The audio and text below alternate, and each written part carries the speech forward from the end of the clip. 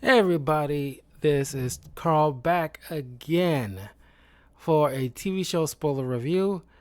This one's relatively quick because it's just wrapped up. It is Matt Reeves' The Penguin Show, a spin-off of a well-known character from the Batman mythos from the Batman movie. And it stars, of course, Colin Farrell as Oswald Cobb, but I'm not going to call him that. It's Cobblepot. Matt Reeves somehow has like a thing where he does. I don't know what it is with some of these directors that just can't just fully embrace whether it's an embargo situation or just a personal situation. They just cannot fully embrace the comic booky nature of these freaking characters. Is just unbelievable. I'm sorry. It gets under my skin when they do crap like that. It's Oswald Cobblepot. It's like, does it hurt all that freaking much? We got Kristen Mililotti as Sophia Falcone or Falcone. Razzie Felix as Victor Aguilar. Deirdre O'Connell as Frances Cobb, Oswald Cobblepot's mom. Theo Rossi, you might know him as Shades from the Luke Cage show, as Dr. Julian Rush.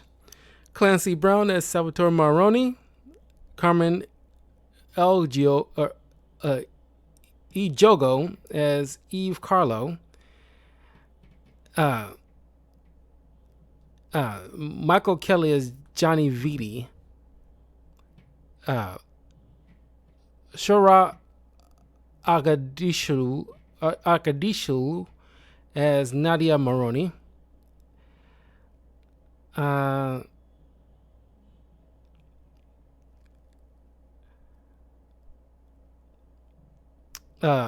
Michael Zegan as Alberto Falcone.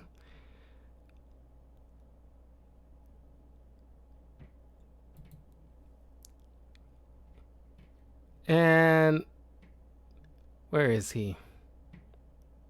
Oh, there you go. Mark Strong taking up the role as Carmine Falcone from John Turturro, who played him in the movie, but for some reason, probably scheduling conflicts, he couldn't reprise his role in these flashbacks in certain episodes of The Penguin.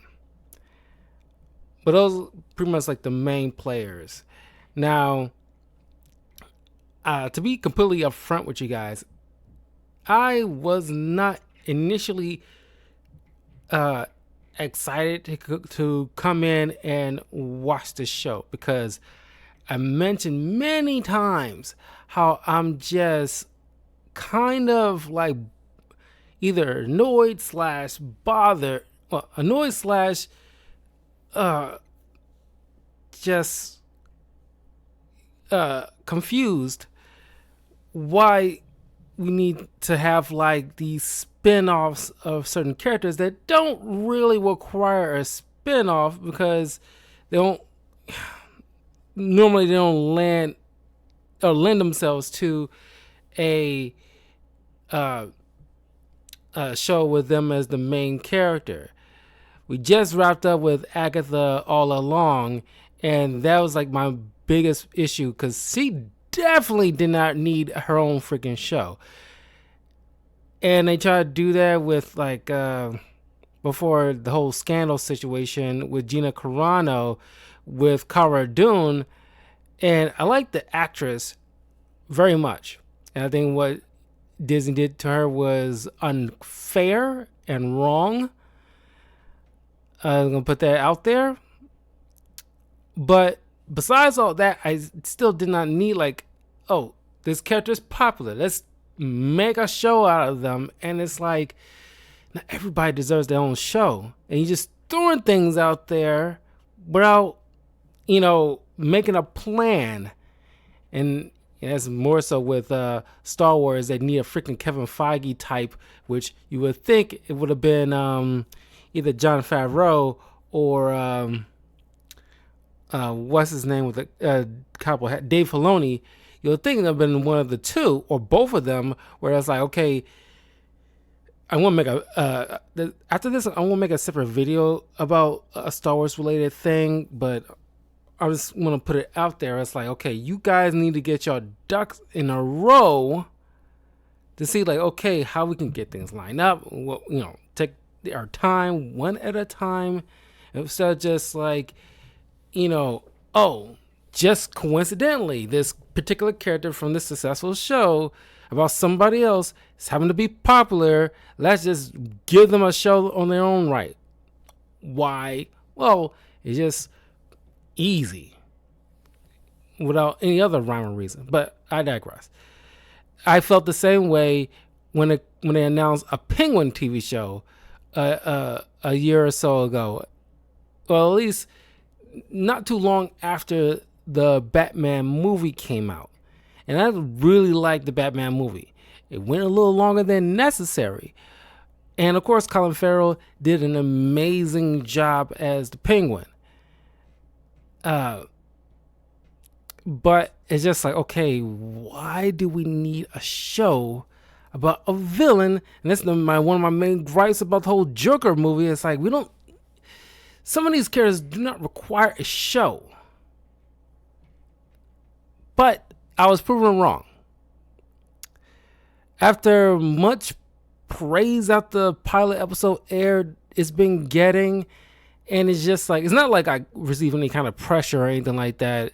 It's just that from reputable sources that I follow, they're all pretty much saying the same thing. Like, oh wow, this actually is top notch. Oh, it's not like gonna be like a piece of crap like most TV shows have been recently. So it's actually some good product. They didn't half-ass this. Blah blah blah. I was like, wow, it's like everybody's singing this freaking show's praises. So, after work one day, I was like, okay, let me just watch the show. Just give it like a fair shake. I don't want to write it off completely. Because I didn't feel that way with the Shogun show that came out on Hulu. And that was top notch. I was already geared up to go see it. This one took some bit of prodding. Like, I had to get like some, like, countless of reputable people saying like, oh, this is actually pretty solid. This is actually pretty solid. I was like, okay, let's check it out. So I was pleasantly surprised. And right out the gate in the first episode, and normally, because that's one of the biggest praises I give this show, the pacing of this is right on the money. The writers behind this, definitely deserve all the accolades. Because unlike something like, WandaVision, where even like your general viewer, like, because I remember my stepmom, when that show came out, she kind of gave up after the first couple of episodes because it was taking, like it was like a slog to her. And I understand, and a lot of people, been saying the exact same thing. Things didn't pick up until by the third or fourth episode for a lot of people. That's not a good sign. Despite certain things I like about the show and certain things I didn't like about that show, pacing means a lot to people. You gotta hook them in. It's not always the case. You gotta hook them in right away, but it helps greatly. Whereas, like, okay, your show got some serious legs where the first 10 to 15 minutes of the pilot episode is already off to the races. And it's like, okay, I got you in the first 10 minutes, not the first 3 episodes. That screams volumes. The writing material is just like insanely good. Colin Farrell, even in this fat suit, he acts the hell out of this performance, which we always expected from this, acclaimed actor. he blends.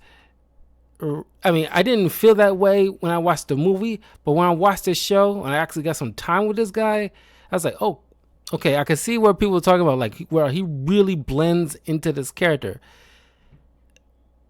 But what I think nobody would have predicted is this actress who plays Sophia Falcone, Kristen Milioti, who she is dynamite, like, is, acting like right on, like going bar for bar with Colin Farrell in terms of acting skills.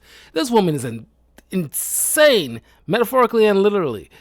It's like, wow. Now, of course, you know the name of Sophia Falcone if you remember reading The Long Halloween. That's the only time she actually, from my memory, showed up in a Batman comic. She is like a Batman character, but she only have shown up in like one Batman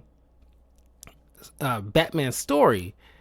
And in the comic, spoiler alert, she dies by falling off the of a building while trying to fight Catwoman.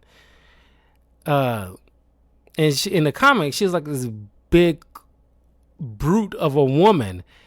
But this is one of those moments when, like, they made those kind of changes that works, but that's mostly because the actress strutting her stuff, so that way we can just easily forget how, big that woman looked in the comic. She played it completely differently, but she also like played a little bit more psychotic, and is mostly is in the eyes. She has a very expressive eyes as an actress, and she seems like one of those kind of like tainted good people that is affected by Gotham, but it's not really Gotham. It's, or not just Gotham. It's specifically her family, because she was like the good daughter and everything like that, and it's her and her brother who look out for each other. But her story ends very, tragically. But man, this actress acting skills, it's like her character, the way she portrayed it seems like I can fix her. If I can fix the term, I can fix her was a person, this will be it. And I was just immediately smitten. It wasn't until halfway through I completely forgot that this was the same actress who was in The Wolf of Wall Street, was Leo DiCaprio's first, his character's first wife before he left her for a hot 20-something Margot Robbie. And it's like, wow, I completely forgot she was in that freaking movie. Wow. Like, she was good in that movie, but like, man, that is just like leaps and bounds, like, it pale in comparison to her performance here. If that was good, this is great. So anyway, this, we expected Batman. It doesn't, obviously he doesn't show up in this, which is like a shame. After the first couple of episodes, Matt Reeves went out on Twitter and mentions specifically, right to our face, like, Robert Pattinson, Batman will not show up in this show, so do not expect it, which I respect, because, unlike, certain other shows where they don't even bother to even give us that, fair warning. It's like a good example. More recently, I talked about the Spider-Man 2 video game, where people was very hyped about it because Miles Morales in the first Spider-Man game did an amazing job with all the DLCs and extra content, all that stuff. They, you can tell they put a lot of effort into this because they love this world they build, the characters and everything like that. They put their heart and soul into it. But we expected that same kind of treatment with this recent game. But it wasn't until, a year after this game came out, where they want to put out an announcement saying that there's no expectations of a DLC, because they knew for sure that people will the sales will be affected if they will come clean about like not planning any type of DLC content, which is weird. Why would you not? The sales will get affected if they made that honest truth, which, yeah, it'll probably happen, but you'll probably still do greatly irregardless. But you kind of, lied by omission, because you knew people was going to gobble it up expecting a DLC kind of situation. And that just seems wrong. Here, Matt Reeves had the least courtesy right at, maybe not the very beginning before the show came out, but even then, I think it was rumors that Robert Pattinson won't show up at all anyway. But it wasn't until like the first couple of episodes where Matt Reeves decided to confirm it. Now, I wish it was a little bit earlier before the pilot, but irregardless, he was at least come clean right at the beginning, rather than getting close to the tail end when he's like, oh, by the way, he's not gonna, don't expect any Robert Pattinson. And it's like trying to make sure like he gets like the revenue quickly before he make an announcement. So it's like, oh well, you're already hooked on there, so what? Now I can be honest with you guys. He wasn't like that. He gave us that courtesy, and that's what I respect. Now, it would have been great even if it was like a short little video of him as Bruce Wayne, or him just walking by, or I don't know.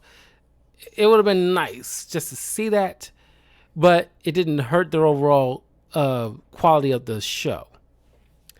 Anyway, we're basically picking up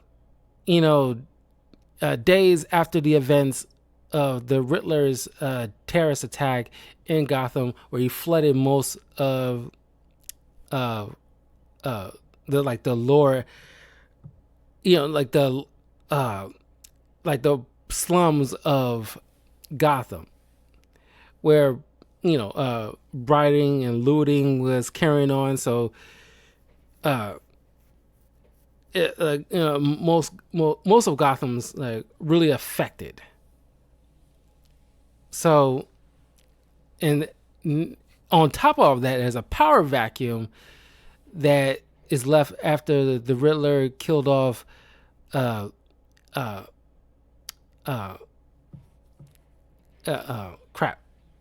Falcone.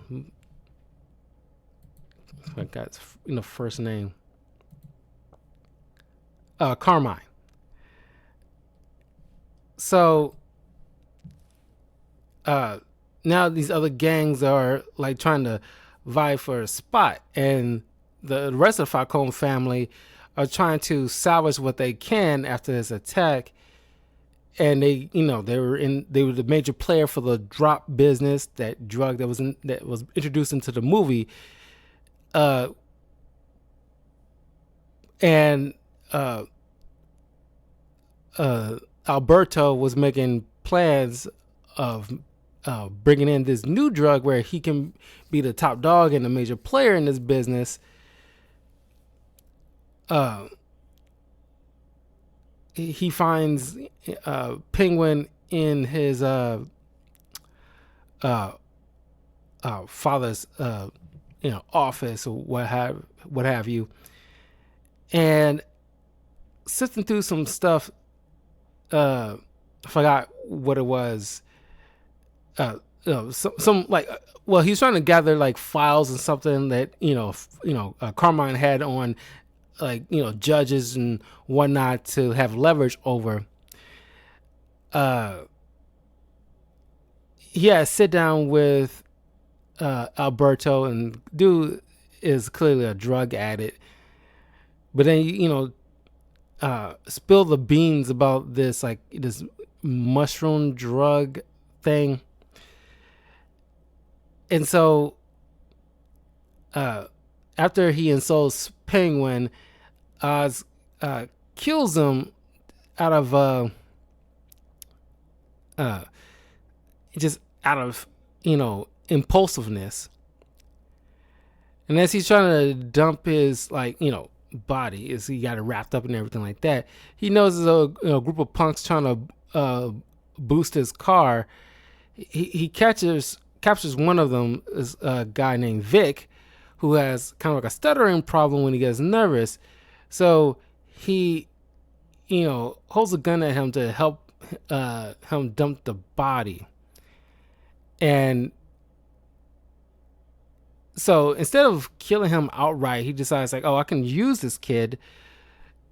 And so Vic has inadvertently turned into Oz's personal driver. And the way Oz, carries on, it's like, seems like he kind of needed like a friend in a way, which is kind of good. He kind of just talks, because he's a bit of a talker. Not like Deadpool or anything like that, but he's just like, he like, bigs himself up, telling how he plays everybody. Like, I hold my head to the ground. I, quote unquote, stay in his place, but I pay attention. I use what I need in order to get one over on people. And everybody who knows Oz knows he tends to backstab people if the time is right. And yet he getting as far as he gotten. But I guess Carmine put him in a particular position and kept him there so that way there won't be a possible threat coming from him. Yeah, I think he's the only one who managed to play it smartly when keeping Oswald in like a particular place where he don't get too big for his britches, nor and at the same time, like, get little crumbs, just enough to, like, satisfy him and keep him in place. It's just, nobody else can, seem to, like, make that same trick work. So,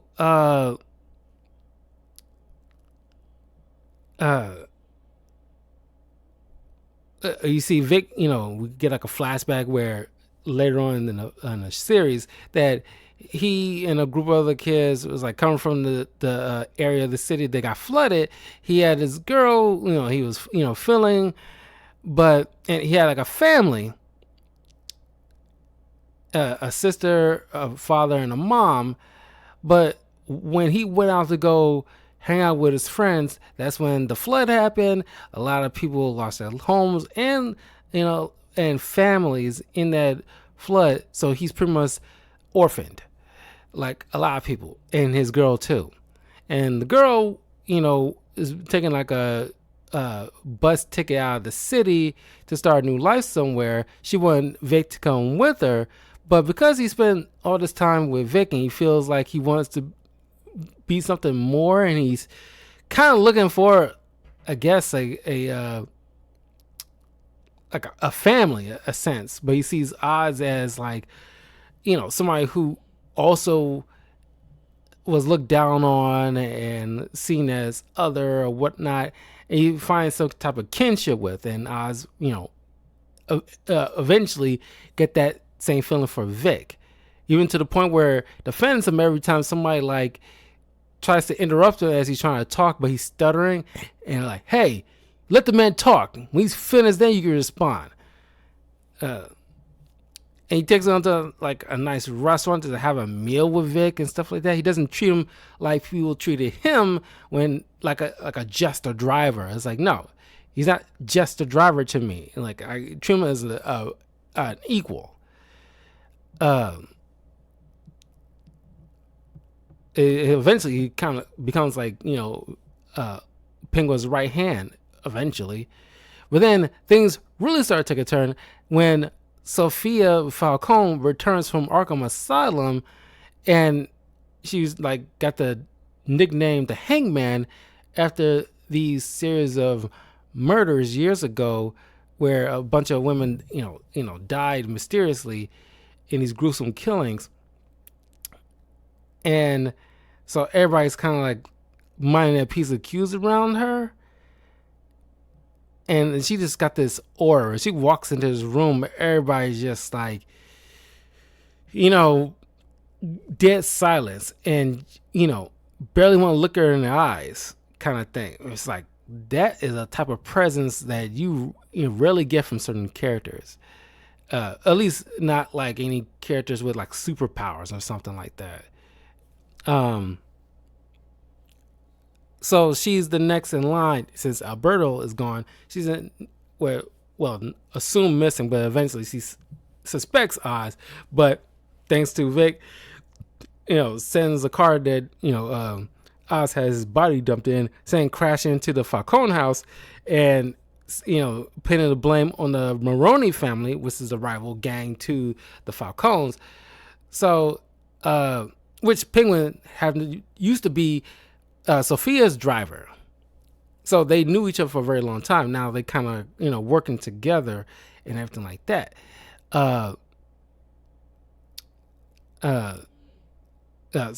Sophia was still in talks with her brother, building a new drug connection, but now she's working with Penguin, trying to establish some capital in a sense.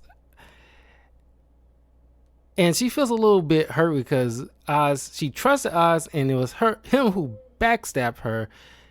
Because we get like a flashback where she was like probably like the kind of like the black sheep of the Falcone family, where she was actually a good person, not really mixed up into this gang activity and whatnot. But the father still looks at her as the competent child that he had, where he feels she would have been more ideal to lead the family after he's gone.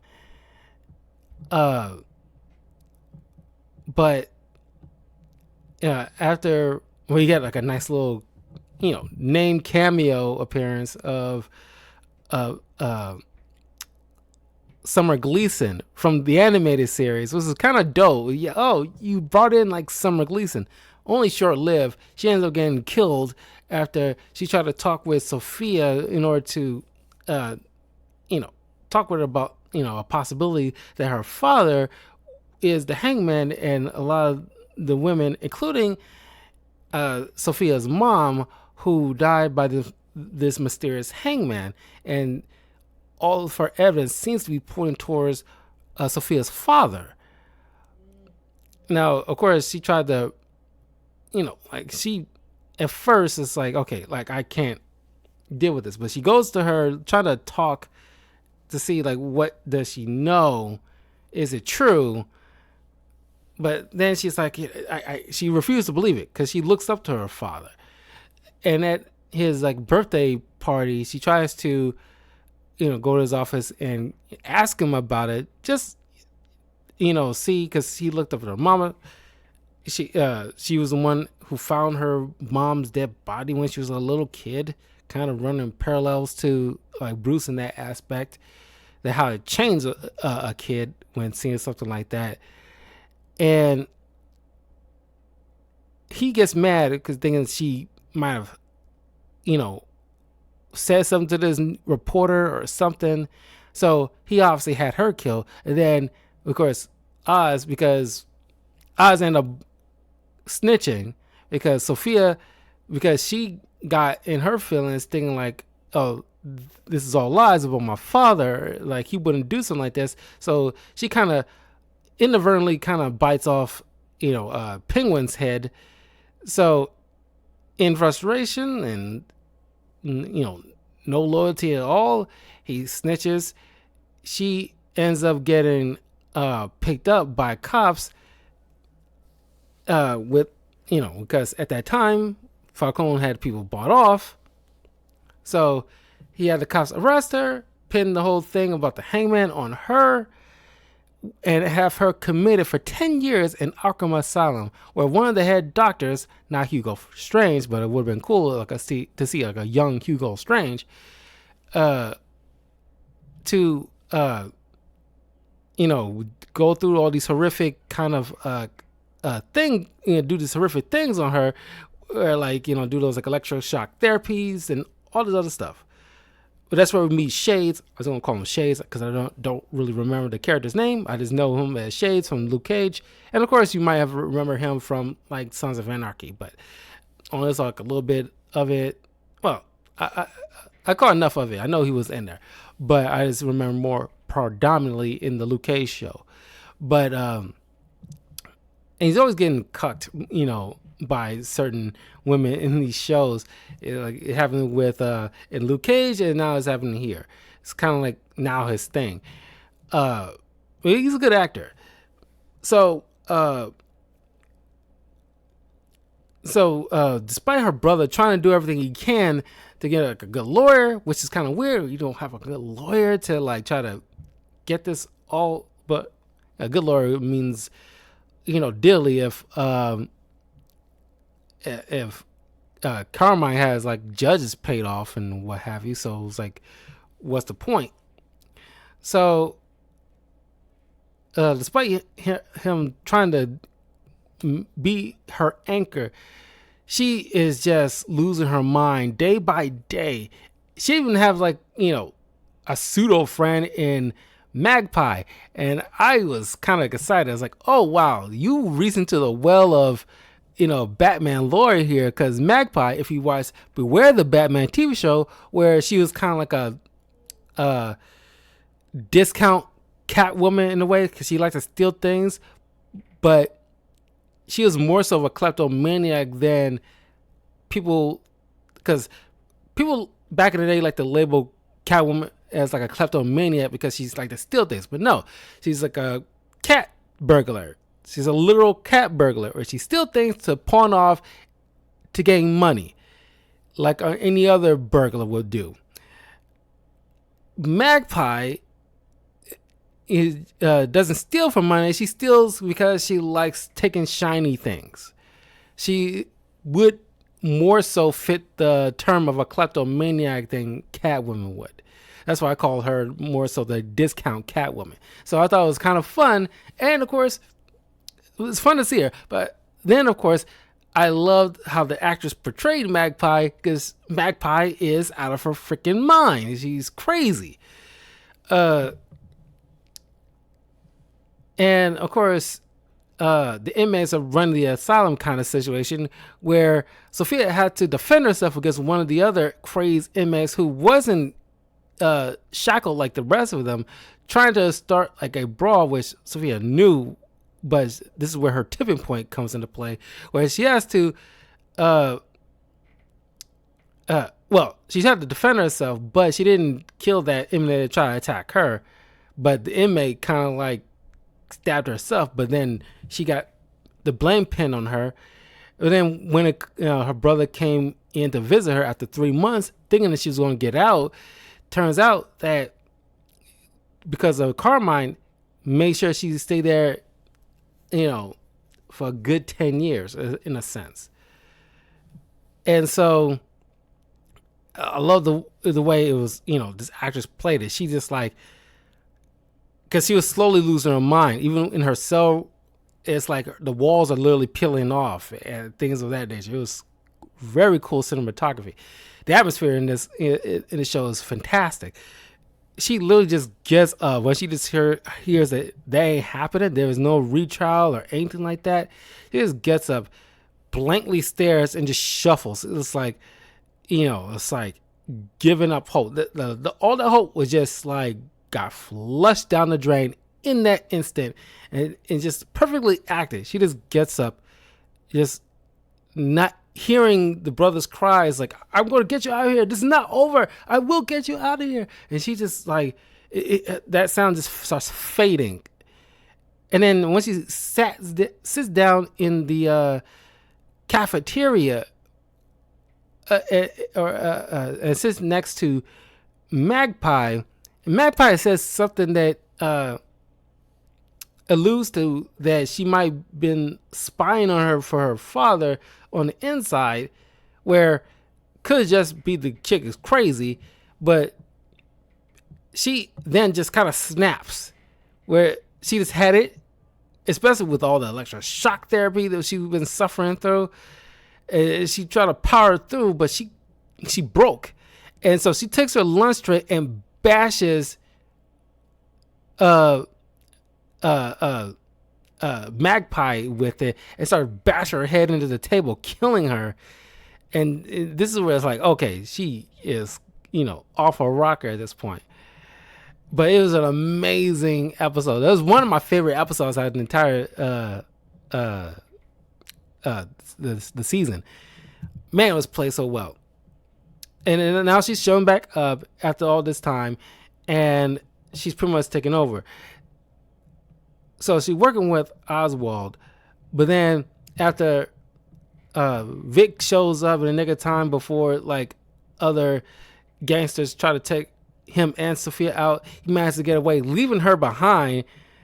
It's like showing that this dude does not care about anybody but seemingly his mom, who it has a bit of dementia,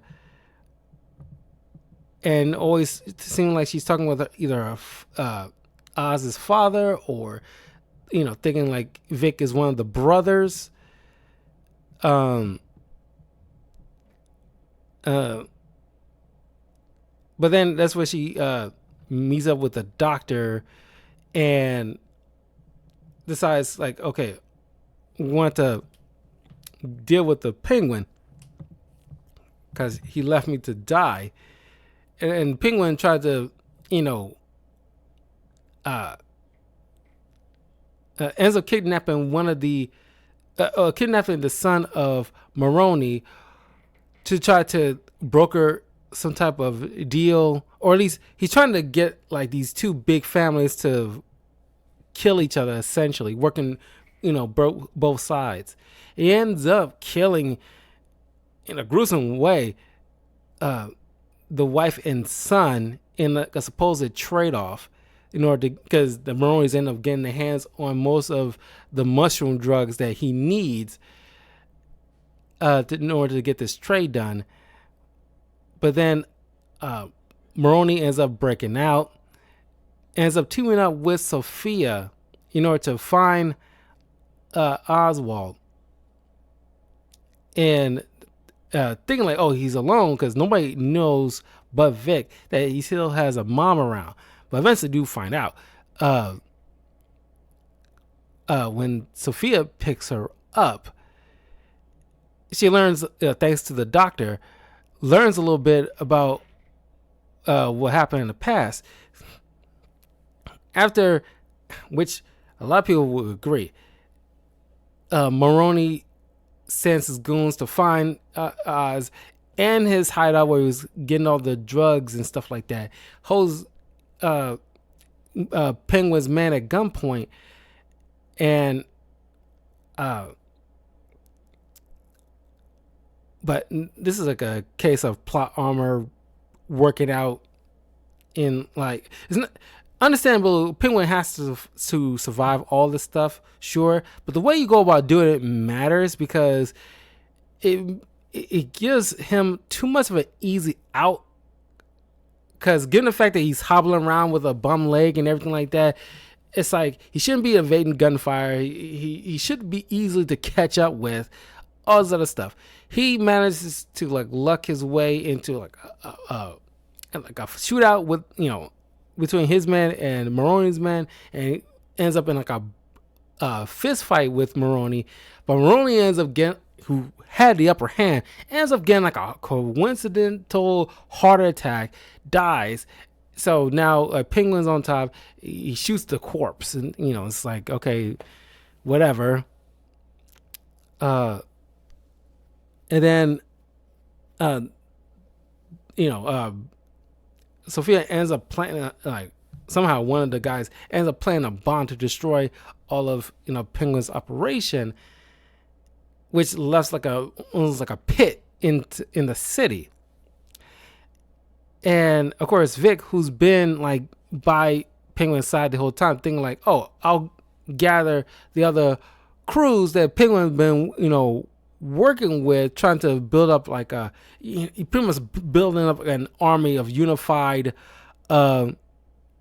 gangsters, kind of like the way he had one of these council members in his back pocket, where it's like, oh, thanks to the files he kind of took earlier in the series, like, oh, I can use this guy because he tells these other gangsters like, hey, you think those guys up on top like each other? No. But they still work with each other in order to get things done. That's what we need to do so we can get things done, blah, blah, blah, blah. And they buy that crap, even though they all know this dude backs up anybody he works with. And it's like, y'all should not be listening to a guy like this. He is like a textbook definition of a sleazeball. Y'all know that reputation he has. And yet, y'all buy his BS as incredible. It's not even just, oh, he got the gift of gab kind of situation. No.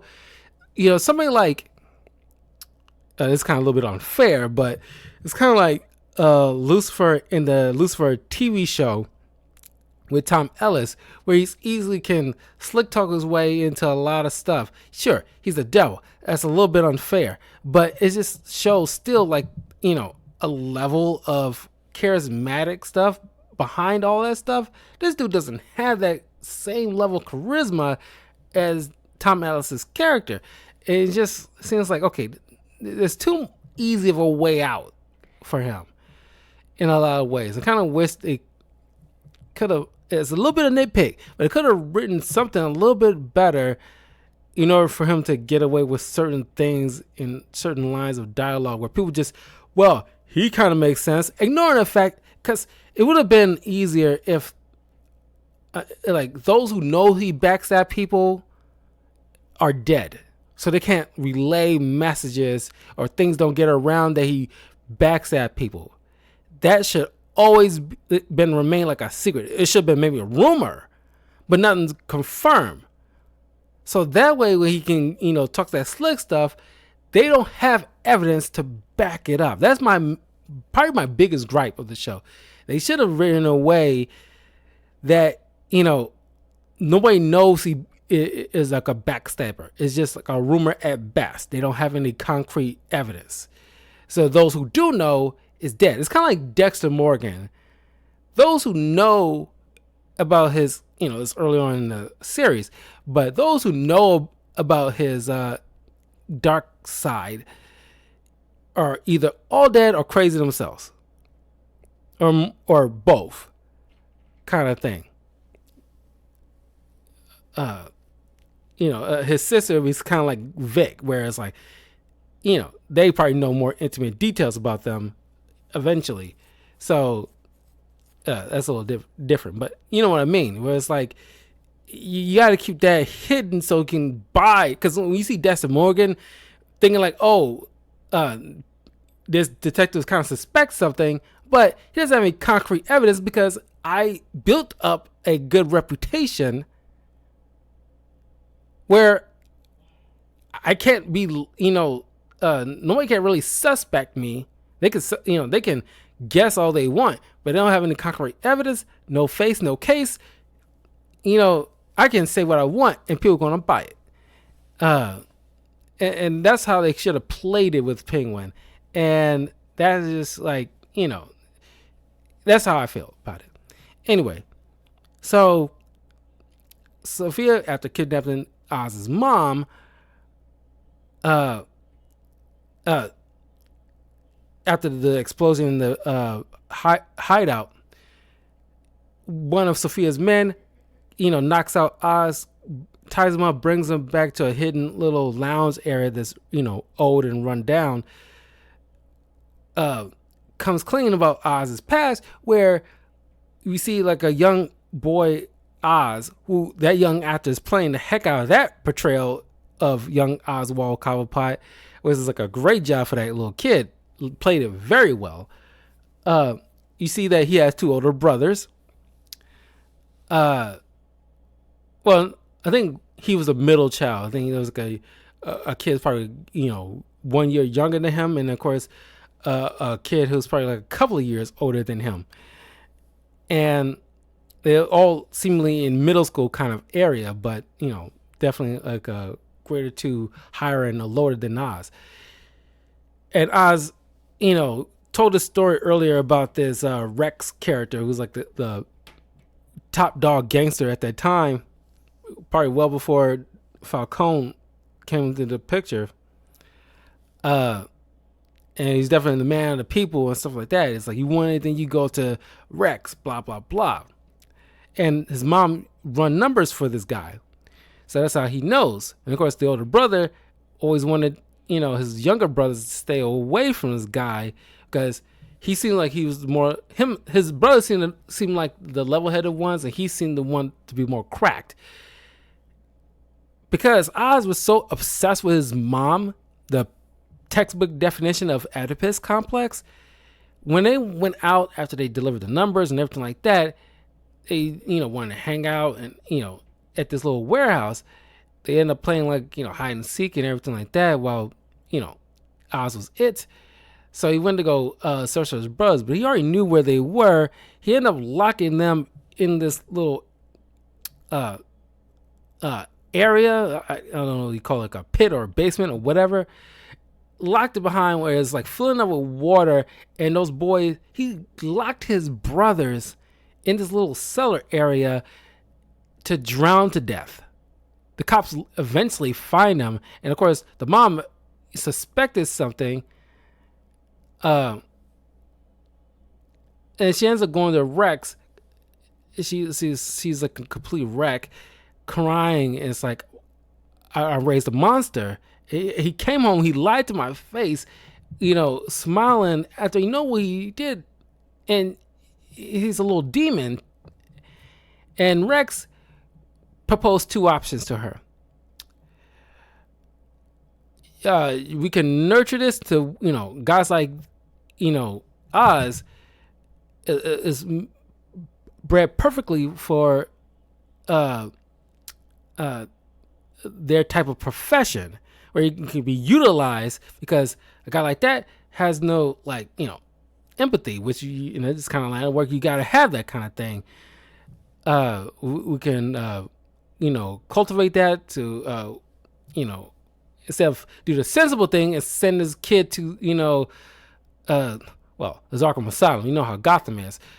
This is gonna make that party situation a lot worse, but all intents and purposes, the kid needs some psychological help and definitely need to be locked up for X amount of years. But, Rex thought he can use that. It's kind of like Dexter's situation, where it's like the cop who knows, he saw the signs where it's like, okay, we can like point it and aim it, because, there's no way to slice it. This kid's going to grow up to be a fucking monster. We can't avoid that. We know it's going to happen, despite giving the kid psychological help he needs early on, as fast as possible. But the only other option that Rex suggested, just take out the kid. But the mom, it's like she lost two boys. This monster is the only one that she has left. The dad, Lord knows what happened to him. Probably dead or whatever. But so she pretty much fed into the lie, knowing full well that this kid's is a complete monster, kill his own brothers. So she, back in present day, is like, you see this, she ended up stabbing her own son with a broken bottle, saying like, I don't even want you. Like, I wish Rex would have killed you when, we had the chance, things of that nature. But then she starts hallucinating her other boys. She ended up having like a stroke. Out of like sheer adrenaline, Oz burst out of his chair that he was taped to, kills two of Sophia's guards, while the other one takes her away to safety. And Oz takes his mom to the hospital, where she pretty much like an invalid at this point. So he gets Vic, and Sophia gathers the other families. Oh, by the way, hardcore. So is talking about killing their own families.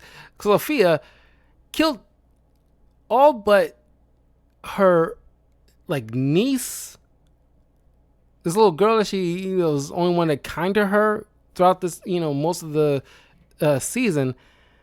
while the other families kind of look at her like a pariah, she ends up gassing the entire house while the little girl is like having like a little sleepover with Sophia in one of the greenhouses, and killed everybody. But played it off like, oh, it was a gas leak and blah blah blah. It's like, God, that was hardcore. But I still wanted her. It's like, God, I still wanted her. God, she is crazy hot. Oh my God. It's just like it's something about like just bad girls. I just got like a thing for her. It's like, I don't know what it is. It's probably something psychological with me. I don't know. But I was so into Sophia. So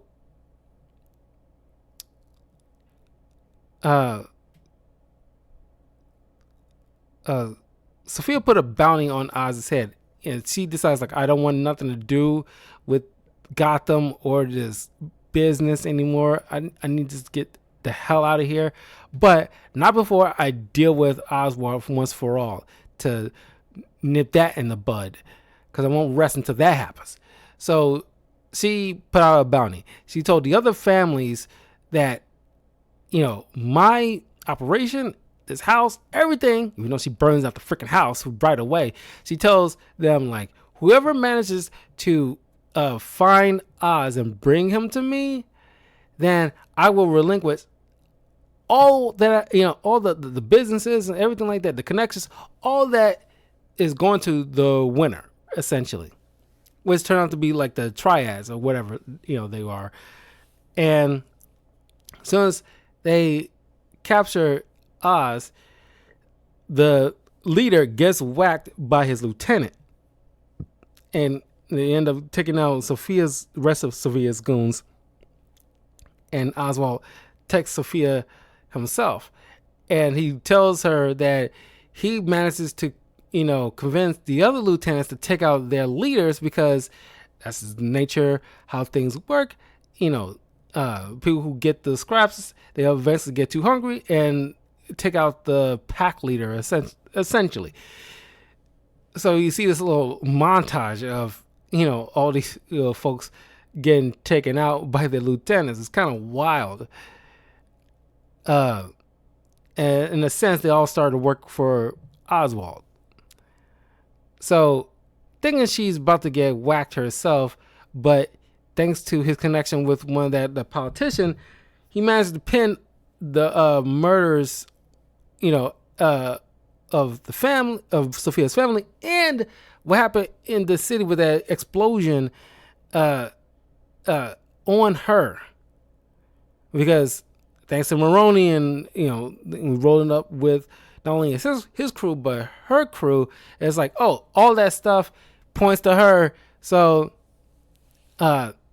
she made that dumb move. So now she's getting arrested because they assume she has something to do with her family's murder, but they don't have any concrete proof. But now, thanks to that politician who's working with Penguin, manages to okay, she getting arrested and put back in Arkham Asylum, where you find out that a letter came signed and written by Selina Kyle, because we watched the movie. Selina Kyle is a bastard child of Carmine, and so she pretty much reaching out to Sophia. In a sense, now she's like only two relatives alive. One of them is like her sister in a sense, which I kind of was expecting to hear I don't know what the letter says, but it's kind of cool. It would have been cool if we get Zoe Kravitz, narration of what she written, kind of really bring all that really together.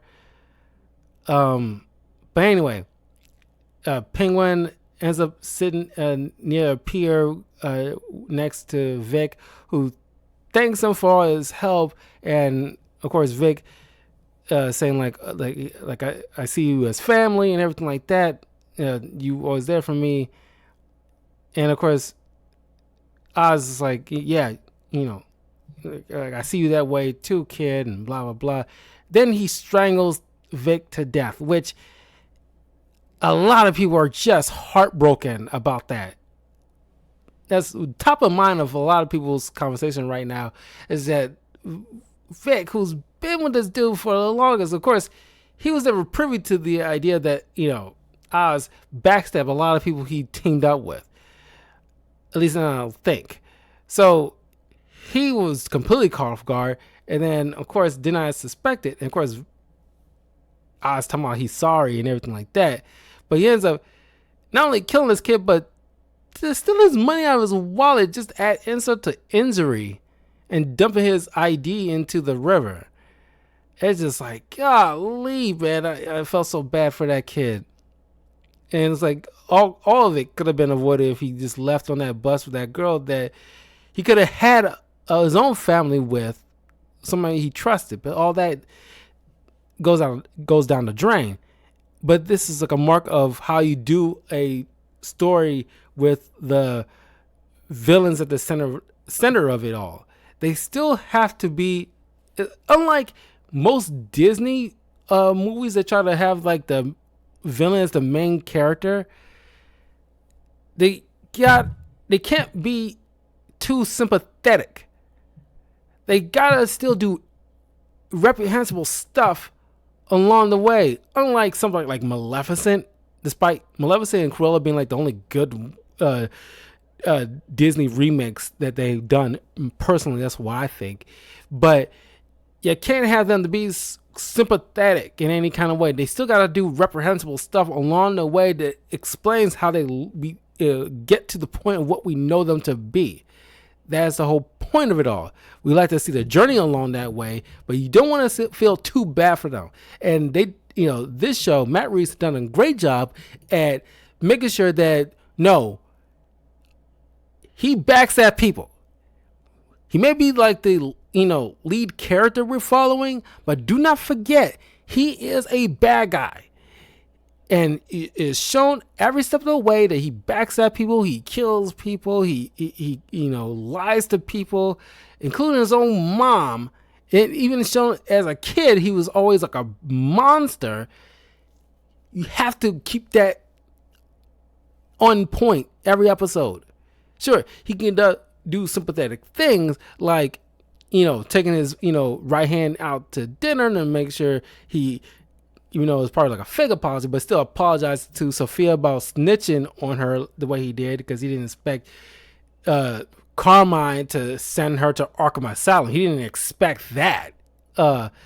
He thought he probably would send her overseas or something, but he didn't expect him to go that far. But that's the only thing he probably, as far as sympathetic, he's gonna be. And the fact that he loves his mom way too much. But as far as the sympathetic needs to take itself. So the show ends with him donning his little penguin suit, the top hat, and the umbrella. Is like, yeah, it's all fitting together. And then, of course, this prostitute that he has a kind of pseudo relationship with ends up dressing up like his mom, and she does a pretty good job. Because at first I thought, Penguin kind of snapped and thinking his mom is standing there dancing with him, and he like, dude, she was just lying in like a medical bed that you have her in a separate room altogether, and it's like now all of a sudden she's in like a room, dancing with you, and it's like, dude, snap. It's like he seeing her when she's probably not there, but next day I hear from other people, it's like, no, that's the prostitute who dressed up like his mom to dance with him and say like she's proud of him and everything like that. And I was like, oh my God, that's even worse somehow.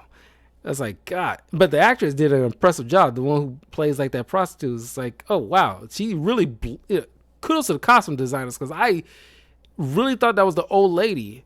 But it's like, whoa, no. Incredible portrayal and incredible makeup artist. But then, she's talking about like, well, nobody's going to stop you now, Oz. And then you pan out to the city and you see like the bat signal fly in the air, and that's where it ends, and it ends perfectly. A nice little. You don't need to do like a big show of it, of because I half expected because before the bat signal, which was still good. I think it's cool the way it ended.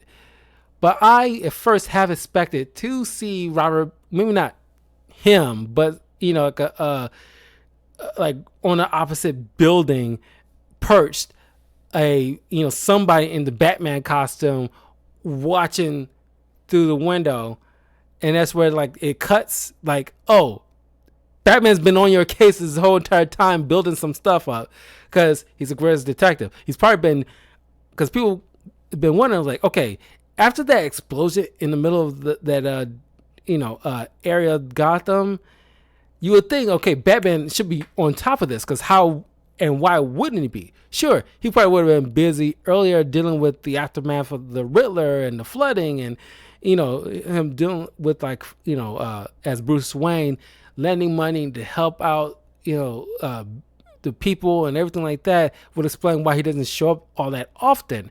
Like you said in the movie, he can't be everywhere. But you'll think after that explosion, okay, at the very least, the Falcone, Sophia or Maroni's people would have been saying like, "Yo, I saw the bat. Like he beat up like so and so, man. Like it was crazy. Blah blah blah." So, like at least highlighting like, okay, the bat is like, okay, it's been like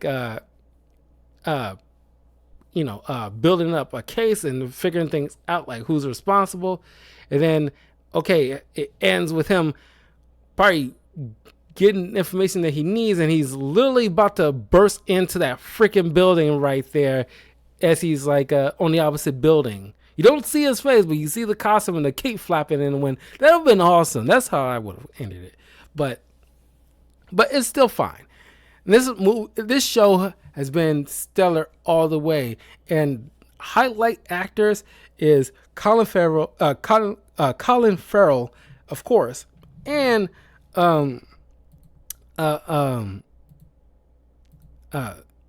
Kristen. She and Colin has just done stellar performances all throughout.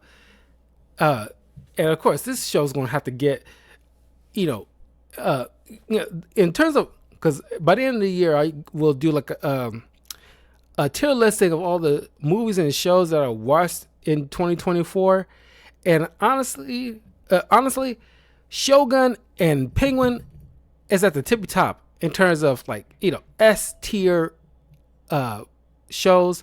It doesn't have any kind of girl bossing, none of that over the top like DEI BS kind of crap or anything woke or anything. It's just like a normal show, knowing what they're telling, get some competent writers, no shoehorning in like unnecessary thing about like women been held back about the patriarchy, none of that stuff. You tell like a consistent story about the first time like the Japanese are intermingling with European people or Portuguese people and stuff, and just like pretty much Game of Thrones, but in Japan kind of situation.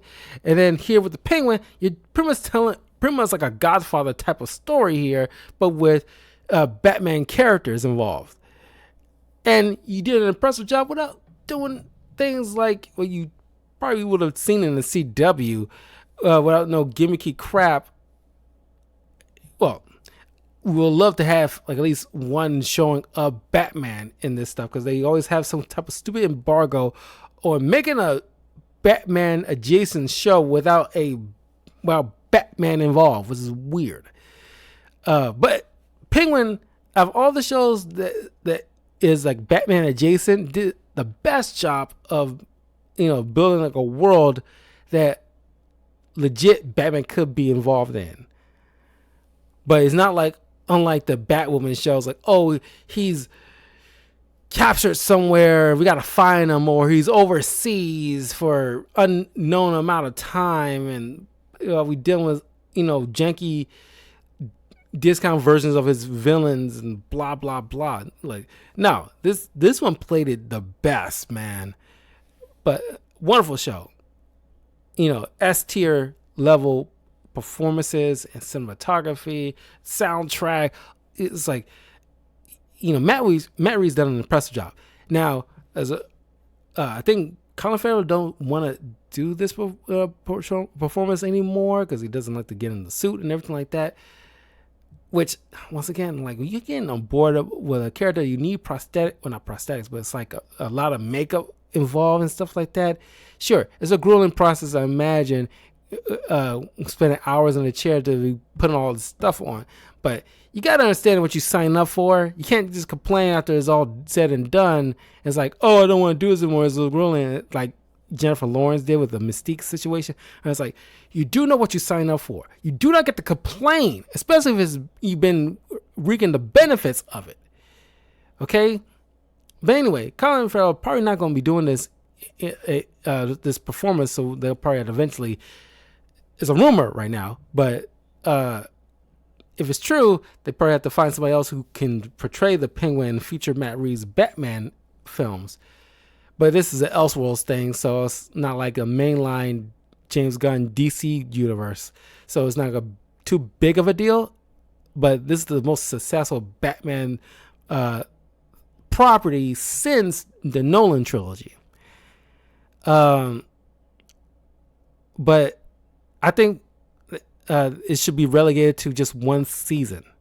I think we told enough story with this where it perfectly leads into the Batman 2, which I think Mr. Freeze is supposed to be like the main villain, which I would have gone with, like, Clayface, because that was like another idea people talking was like rumored to have to be using. Like, yeah, that would have been cool to because they need to embrace like the comic booky world of Batman. The whole grounded stuff is fine and dandy, but we need to, like, okay, we did this. Matt Reeves did it. Christopher Nolan did it. Let's just embrace it now. And I think people are far more accepting of, Batman dealing with somebody like Man-Bat and Clayface. And I made a video a while back, which you can look up, where as I could talk about what James Gunn can do with Batman. It's like making like the ultimate Batman, kind of based off what we saw from the Arkham games, where it's like, no, this is like a fully lived in world where Batman has all his gears, all his tag, like he's been Batman for at least a good few years. We got established villains. We just pick a particular adventure with one villain, dealing with all that stuff, and just like embrace it. And if it's something like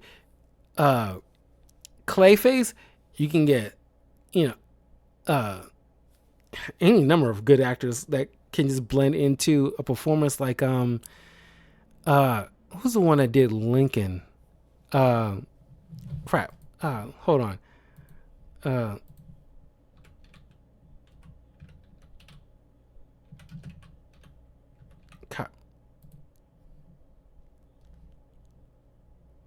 Daniel Day-Lewis. You get someone like Daniel Day-Lewis, or even better, Ron Perlman, who voiced Clayface in the animated series. You can get either one of those two to play Clayface, because he can easily blend into any performance that they want, just lose themselves to it, and you buy that stuff, because Clayface is an actor in a lot of iterations. So yeah, or you go with Man-Bat and just fully embrace that he deals with sometimes some fantastical stuff, and none of that, Lazarus Pit is just a prison cell. No, it's a pit that revives you and gives you long-lasting life for, at least 100 years or something like that. Just embrace it, people. God. Anyway, and I think if Matt Reeves, this could be his thing, where after a movie, he can just, deal one season of a particular villain that was introduced, maybe not the main villain, but just a side villain. Like the main villain in the sequel will be like Mr. Freeze, but you can introduce something like, I don't know, a little bit of Mad Hatter on the side. Then have him spin off into his own show where you can follow him along in like the Mad Hatter show or something like that, and do what you did with, get the same people you worked on the Penguin show, work with something like, I'm just throwing out Mad Hatter just for an example, but someone like the second tier, villain just sitting on the sidelines essentially isn't like the main threat, but he's part of the story somehow. You can just take that and put him in the forefront in your own show, and just get the same team to work on it, because that could be like an easy thing to do and bankable, and people will trust Matt Reeves' process because the Penguin worked out so well. It's getting all the accolades right now, so of course that makes sense. It's like as long as like depending on how the movie does and what other side villains is introduced, you can just pick that one off depending on how well that whoever actor is involved, how well they do, and just have it be the focus and separate, like a different cast from what we saw from the Penguin show, so we can have like a new group of characters to follow. Nobody's like intermingling. Well, since Oswald Cobblepot is like the big gangster of Gotham right now, he can have his feelers in a lot of stuff, so he can still feel that bit of interconnectivity, but he's not the main one we can focus. You can probably have a cameo in one particular episode, but that is as far as it goes. We don't need to have him shoehorn his way in like they did with the Mandalorian in the Boba Fett show. None of that stuff. But that's just my idea. Anyway, like I said, I love like the Penguin. Like really kind of like blew my mind. My expectations was very like low, practically to the crater, but I was like pleasantly shocked to be proven wrong. I'm glad to be proven wrong. It's very well done. Highly recommend.